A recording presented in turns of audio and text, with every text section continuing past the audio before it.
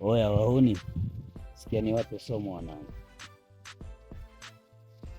X hanuniwi, X hanuniwi,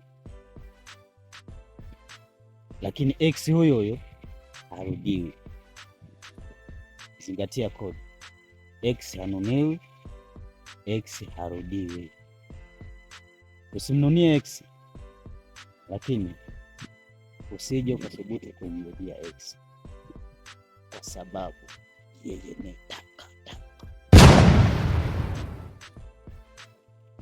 Usimchukie X, usimchukie X.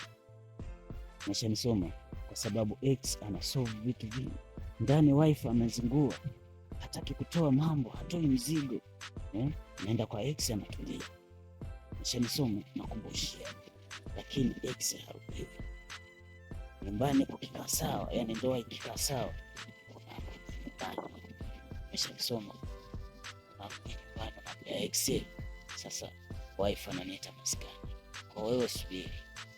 Nishanisoma kwa sababu X yupo kwenye kifungo cha nje, kwamba wewe ulishazingua. Nishanisoma, wewe ulishazingua, upo kwenye kifungo cha nje, unatumikia kifungo cha nje ambacho hakina msamaha. Alinichiti. Kwa nini anichiti? Fanya makosa yote lakini usinichiti. Oya muone, sikia nikupe kodi. Ukiona umechitiwa na mwanamke, chana naye, huyo ni taka. Fanya kama ni sehemu ya kupozea njaa, sehemu ya kipozeo.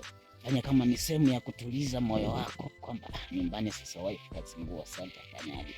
X huyo, ila usimrudie. Zingatia kodi. Naitwa Sharobaro wa Njombe. Nenda Instagram kanifollow. Usisahau kwenda Facebook kunifollow, lakini pia pale YouTube usisahau kusubscribe channel yangu Sharobaro wa Njombe. Wauni wananiita mtoto haramu. Naniita